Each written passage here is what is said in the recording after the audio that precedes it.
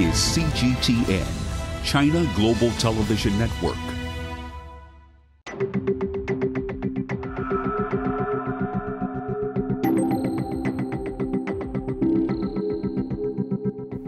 For China's ruling party, the CPC, common prosperity for all is one of its major goals for governing the country. After 8 years of targeted poverty alleviation, China is in the final push to securing a decisive victory despite the COVID-19 impact. Yet, poverty due to illness remains a serious obstacle. In this episode, doctors from Beijing and Tibet Autonomous Region share their stories from the Aid Tibet program. Also, Professor Zhang Weiwei on how CPC governance enables China's poverty alleviation.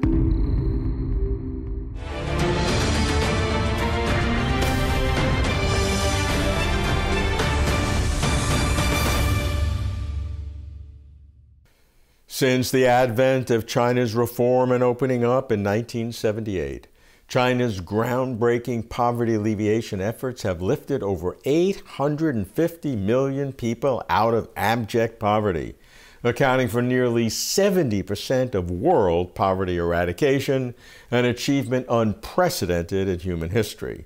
This includes, since 2012, about 100 million of China's intractably poor, especially those living in remote mountain villages. The sheer magnitude of China's achievement makes the Chinese experience in poverty alleviation attractive to poor developing countries. Now, in mid-2020, only half a year remains before China hits its deadline for poverty eradication. And with the COVID-19 pandemic having impacted severely all walks of life, will China's poverty alleviation ambitions be thwarted or interrupted? How can the CPC, despite the pandemic, lead the Chinese people to win this must-win battle? That's the question for Closer to China.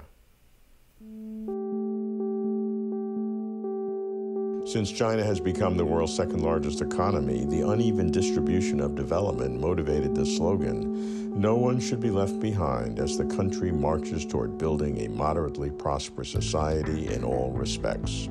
Eradicating all extreme poverty by the end of 2020 is a critical goal set by the CPC as the party prepares to celebrate its 100th anniversary in 2021.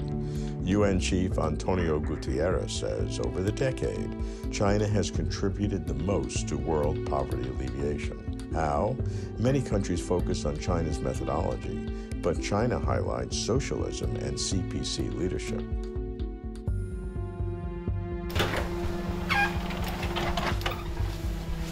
Cho Ling, Vice Director of the Department of Laboratory Medicine, Peking Union Medical College Hospital,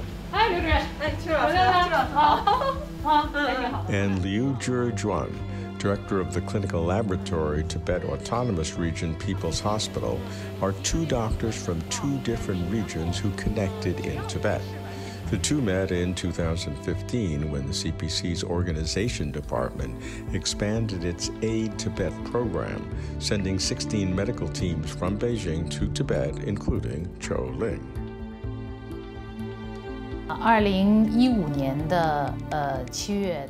As a member of the first Medical Talents Group Aid program teams sent to Tibet, I worked at Tibet People's Hospital's Laboratory Medicine Department from 2015 to 2016.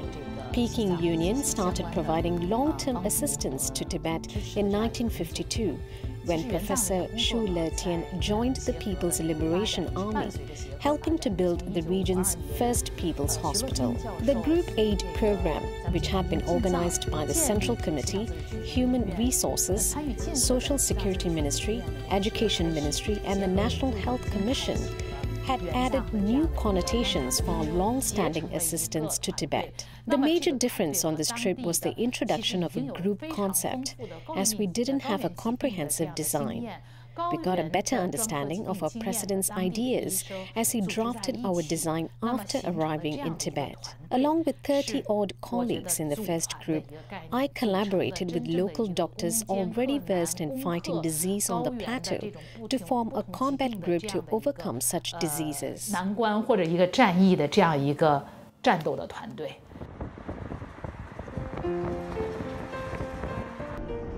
It's a common free medical consultation held in Saina Village, Chushui County in Lhasa. For the medical team's group aid to Tibet, seeing patients during weekends has become normal.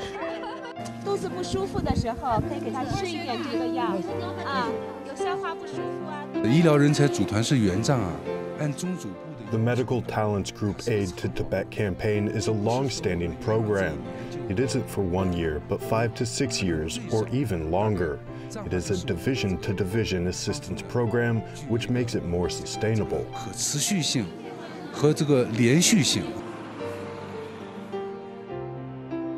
If you look at the way the approach China adopted towards fighting poverty, you can see it's, in a way, very interesting.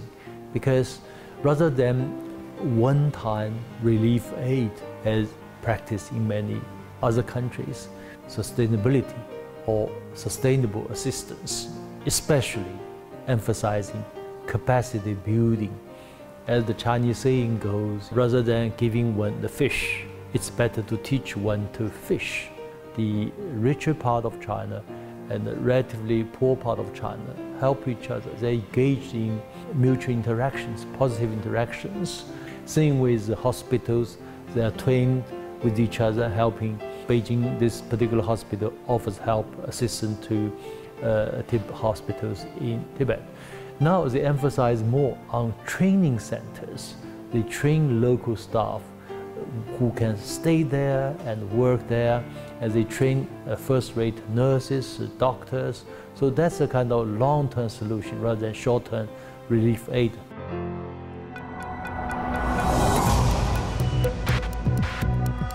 Each day, there are millions of stories. Each one can open new perspectives, new possibilities. Wherever you look, we are there. To see, discover, explore. We put the pieces together to find what really matters to you, all around the world, all around the clock. Our reporters are at home across the globe. From our headquarters in Beijing and production centers in Washington, Nairobi, and London, China Global Television Network.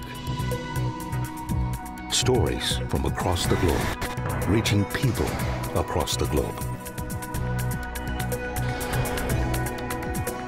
CGTN. See the difference.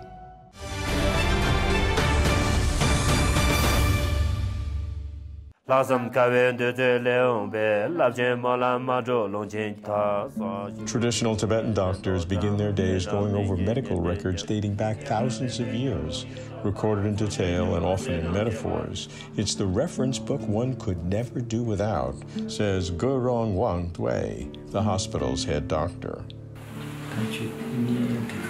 And when he sits in the consulting room, Gerong applies that age-old wisdom through focused touching, looking, feeling the pulse. He says his heart suffers from being 4,500 meters above sea level. This I can believe.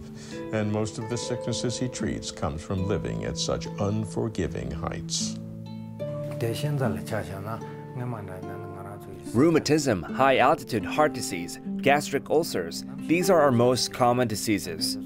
They're largely caused by the challenging environment. Many get rheumatism from hurting in extreme cold, and until recently, vegetables were rare here. People relied on unseasoned meat, therefore the gastric problems.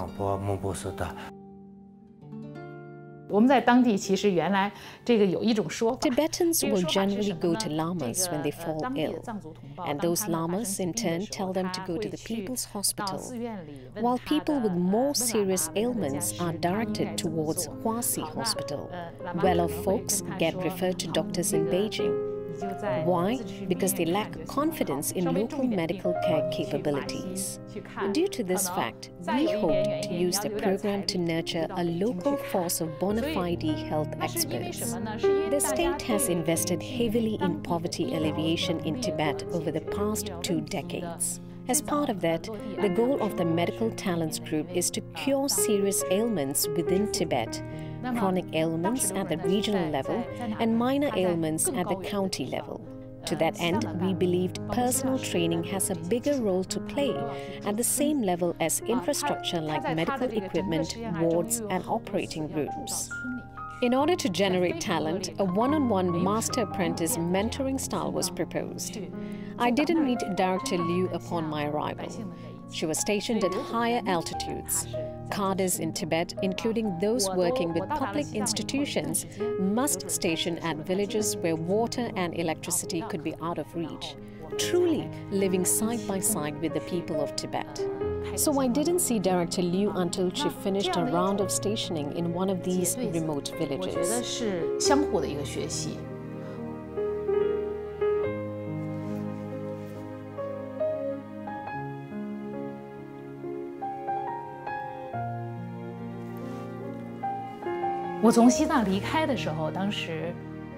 Before leaving Tibet, I spoke with some local colleagues on behalf of our medical team to learn more about them.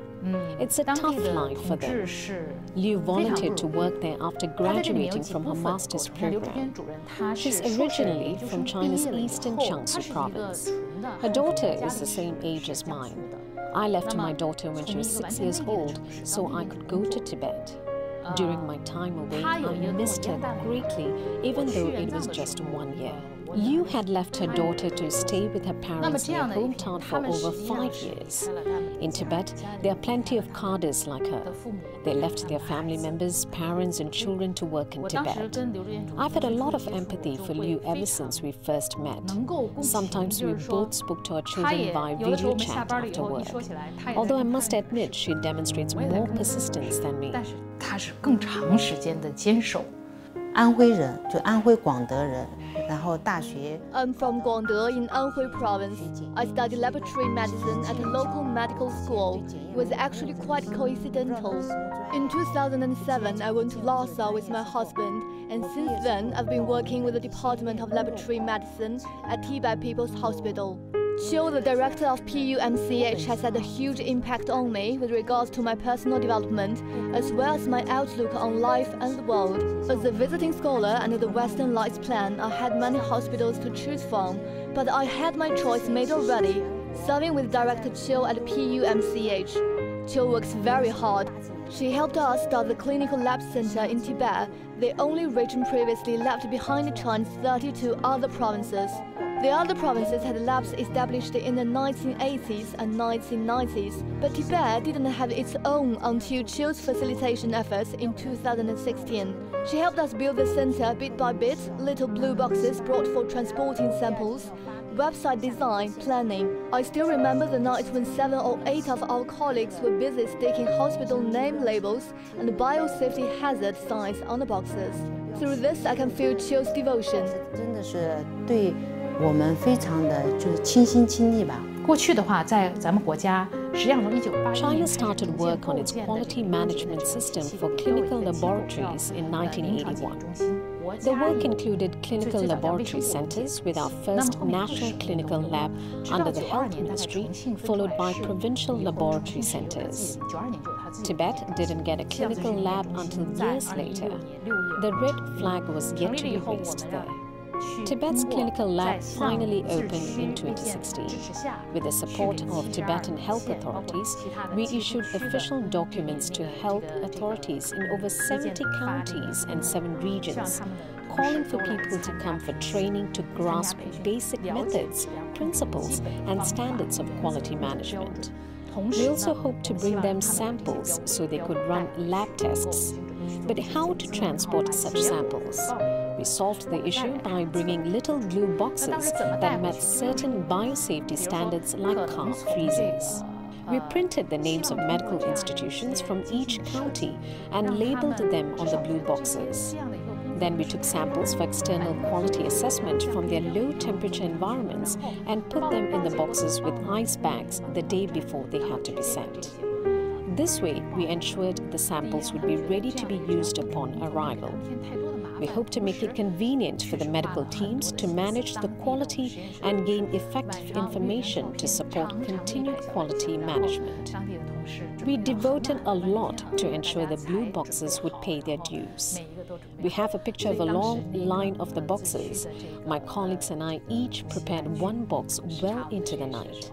When the Tibet Autonomous Region's chairman came to inspect our lab, he spotted a name on one of the boxes and told us it was in his hometown. We were pleased our boxes would be going to familiar places.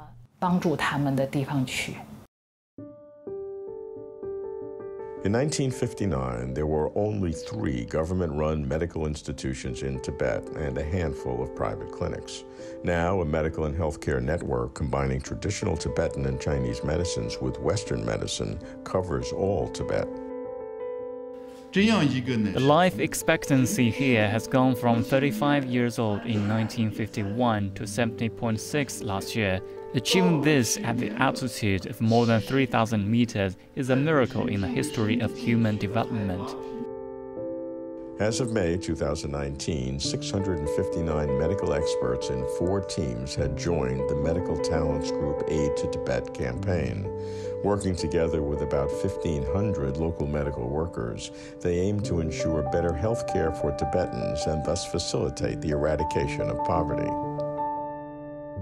In the case of CPC's overall work for China, you will find that, again, this overall guiding philosophy is what I call the people's livelihood-centered model. In other words, whatever you do in economic reform, social reform, political reform, you must all end up in providing people with tangible benefits. This is a sharp contrast to the Western political model. We think politics, democracy, whatever, should all serve to improve people's livelihood, both at material level and non-material level. If you look at the history of Chinese Communist Party, for so many years, for over 20 years, Chinese Communist Party led wars against Japanese, against the KMT forces. What they succeeded was they mobilized the Chinese peasants. At that time, it was roughly 95% of Chinese population before 1949.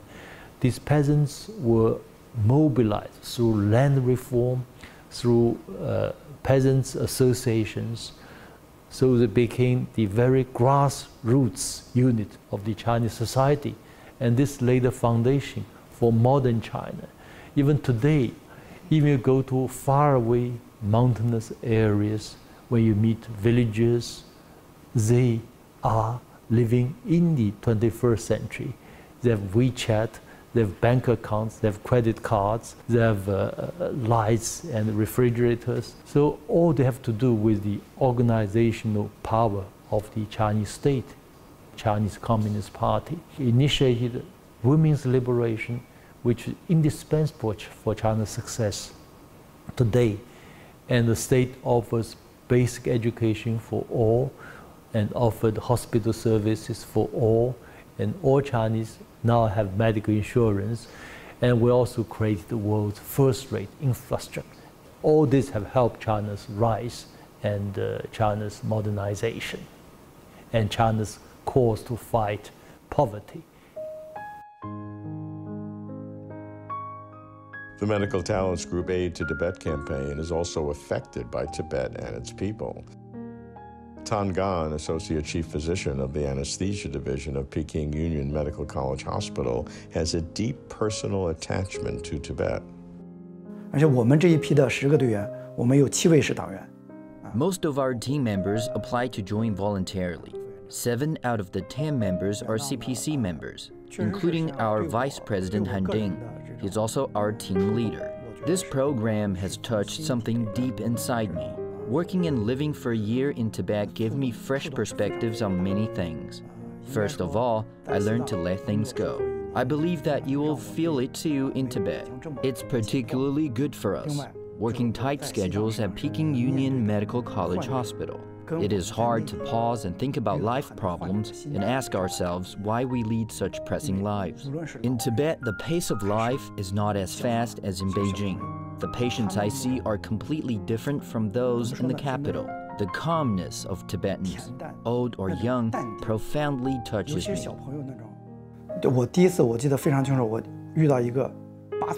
I remember one case vividly. An 8-year-old boy came to undergo surgery for a fracture. We can imagine how painful it can be, but the little boy showed no fear in his eyes while he lay on the operating table. It is completely different from other children who would be crying their eyes out in such conditions, away from their parents. I was both amazed and touched.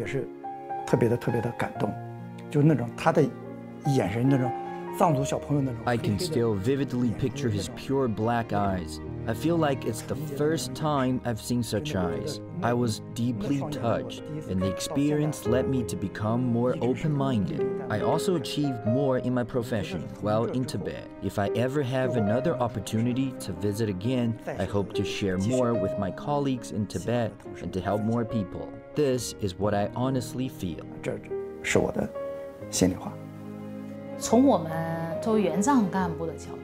From our perspective, whether we are assisting in Tibet or Xinjiang or providing earthquake relief in Tibet, Xinjiang and Mongolia, or flood relief in Africa or Latin America, each aid program, including the one this year in Wuhan, is something we can't turn away from. Our only concern is, do we have the capability to do it well and not hold the team back? If it's within our capabilities, it's a job we should do. A few days ago, our department made an app that allows people to register for technical assistance in Tibet. Many of my colleagues have applied through the app. For those of us in bigger cities, personal or family issues can be addressed. The bigger challenges lie in how we nurture and keep local talents working in harsh conditions, armed with reasonable mechanisms and systems. Director Liu, for instance, is less than 40 years old. Unlike those of us who retire in their 60s or 70s, given the harsh climate on the plateau, people working there usually retire around 45 or 50 due to heart problems like ischemic heart disease and go inland. Some young people working there might also choose to leave when they want to pursue a master's degree. To retain talent in Tibet, we must show them the importance of medicine there and the sense of achievement that can come from saving lives. 他们才是真正的西藏的坚守者。 Some have had to leave Tibet due to family or career challenges. I don't see us as great people. We just offer some help at critical junctures. For instance, this time in Wuhan, the great people are those who never left. It also applies to Tibet. Those people who stay at their posts are the heroes. We also call those who render our services teachers, since they taught us things as kind, pure souls in Tibet. I don't think I can give up everything to stay there. My will is not as strong as theirs. 我觉得是我们做不到的。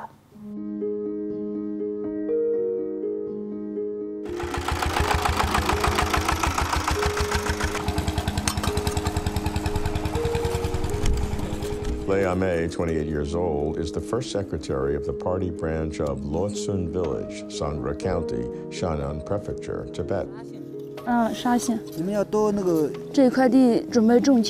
graduating in 2016, she gave up a job opportunity at a grade A tertiary hospital and volunteered to serve in Tibet's grassroots. 听到了这个消息之后， Upon hearing about the enrollment opportunity, my first instinct was to register to go to Tibet. Honestly, I want to do something within my capabilities to help those who might have it rough on the plateau. My family didn't agree at first. They fought hard to keep me from traveling so far away.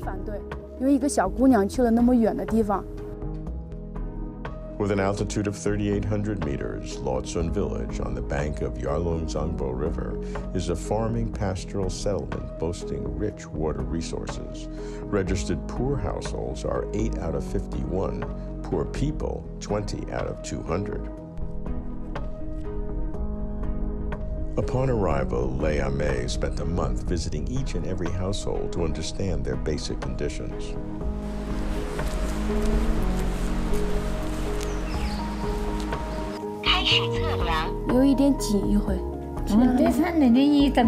吃了吗？测量结果高压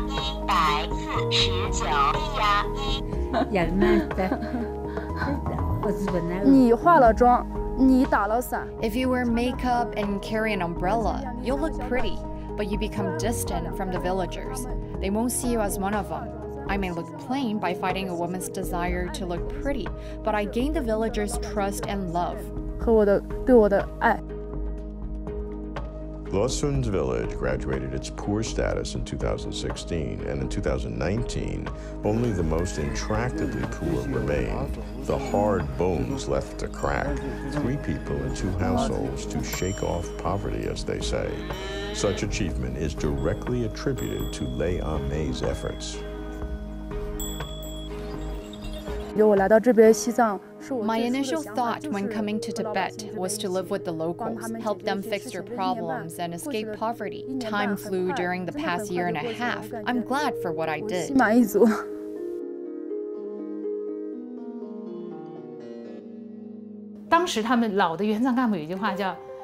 A few senior cadres who have assisted Tibet have dedicated their precious youth, children, grandchildren, health, and everything else they own to the region, their Tibetan compatriots, and Tibetan healthcare programs.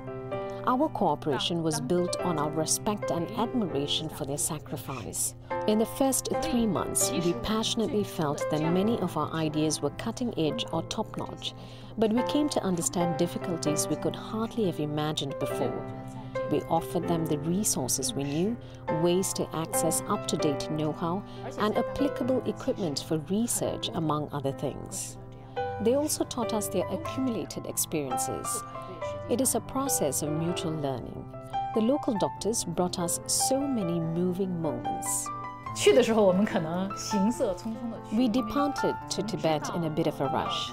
We received the notice slightly over a week before scheduled departure date, during which we saw families for the last time before this one-year program. People asked if we could bring them lots of gifts back from Tibet. We did bring back souvenirs as well as some modest gifts from our Tibetan colleagues. We keep these gifts around our home and, like our Tibetan compatriots, treat them respectfully. This badge, however, I keep hanging in my office, though it has turned yellow. I wore this badge for the year I worked at the hospital in Tibet, just like the badge I wear during my work at PUMCH. It reminds me of my responsibility to medical service and competence in Tibet, especially after returning to the fast working pace of PUMCH. The badge also reminds me of my responsibility and obligations to Tibet. We may not have done well or a sufficient enough job, but we should take that as a cue that we still have a long way to go. China's leaders and the CPC broadly recognize and appreciate that the legitimacy of their right to rule relates directly to how well they fulfill the national goal of increasing the well-being, standards of living, and life satisfaction of the vast majority of the Chinese people. And here, the eradication of extreme poverty, especially with respect to health care, is near top of the list. That's why this year, 2020, is so critical. Confucius admonished rulers of a country that water can carry a boat but can also overturn it. Chinese leaders today have adapted this timeless aphorism into a sense of mission to serve the Chinese people and realize the Chinese dream of the great rejuvenation of the Chinese nation, creating a more prosperous and just society for all and restoring the country's world-class status on the global stage. Based on their long history, the Chinese people believe that trials and tribulations serve to re-energize the country. They have confidence that they will achieve national rejuvenation, and they expect that the CPC will continue to play its leading role in this grand mission. It is an epic for the ages and for closer to China.